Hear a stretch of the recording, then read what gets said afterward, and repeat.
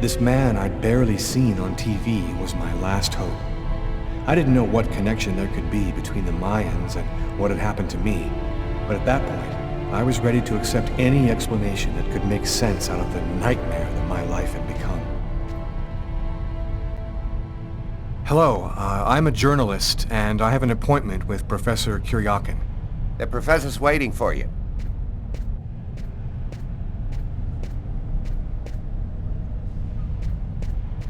Too late to back out now. Gotta go through. Feminine figurine found on the Pacific coast of Guatemala.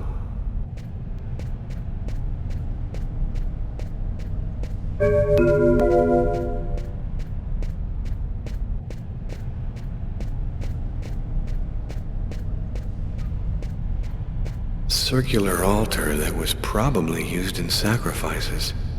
Early post-classical period.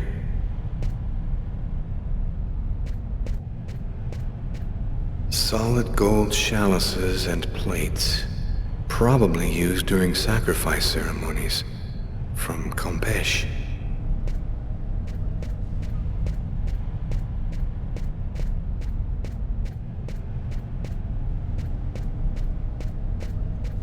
Head of statue representing Itzama, discovered in Chiapas.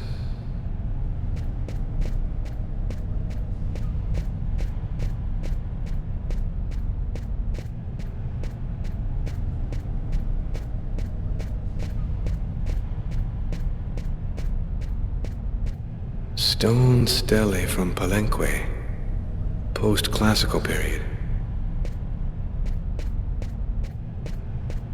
This fresco, a two-headed serpent, the same shape that I carved on my forearms the night of the murder.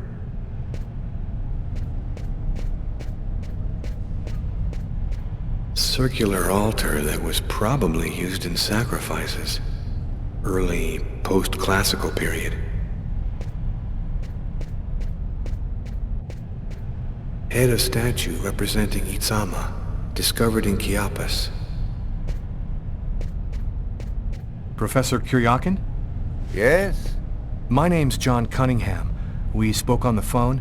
I'm a journalist, and I'm gathering information for an article I'm writing about the Mayan religion. Ah, yes, I've been waiting for you, young man. What paper did you say you write for once again?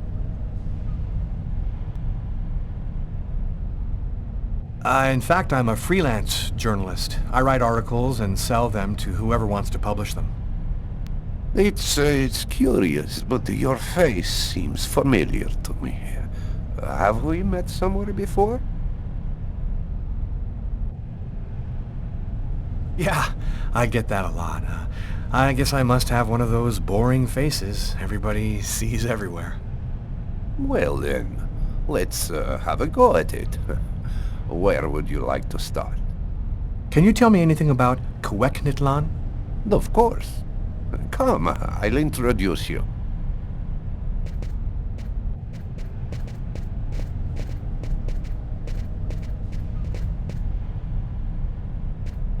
You see before you the ancient Mayan god Cuecnitlan, the serpent with the two heads. One head sees in this reality, the second in the other world. By opening both mouths, the Mayan oracles could see through the serpent into the other world. Could you explain this other world? Oh, the world beyond our own, the kingdom of the gods and the dead. The Mayans believed that human sacrifices allowed them to hear the voices of the deceased and see into the future. Tell me, how did the sacrificial ceremony work? Come, I'll show you.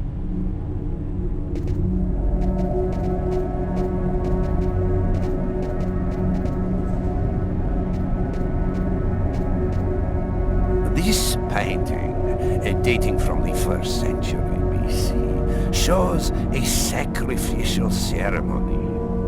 The victim's agony must have lasted quite some time. The Priority being to keep the mouths open as long as possible.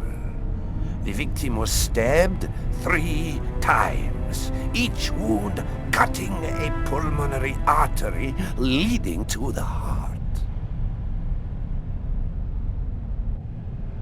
How did the ritual sacrifice work? Oh, the Oracle must never soil himself with the blood of another. That is why he chooses a sort of proxy, another person in the crowd, totally at random. This person becomes the executor. The Oracle takes complete control of the executor, manipulating him from a distance. What happened to the executor after the sacrifice? He went mad and committed suicide after accomplishing his part of the ritual. A Mayan sacrifice. That's what it was. You aren't a journalist, are you? Who are you? My name is Lucas Kane. The police are looking for me about a murder that I did not commit, but I was the executor. You're a murderer? I'm innocent. I stabbed someone I'd never seen before 3 times, cutting his arteries, just like you described. Do you mean to say that there is a Mayan oracle still living today? But that's completely impossible. Have you ever seen this symbol before? Oh, it's the symbol of Quegnitlan. The executors cut this into their own forearms before accomplishing the sacrifice. So, it is true. My God, the Codex was right. The Codex? What are you talking about, Professor? You can't stay here. Your picture is in the paper that the security guard is reading. He's sure to recognize you. Come, let's leave here, and I'll tell you all about it.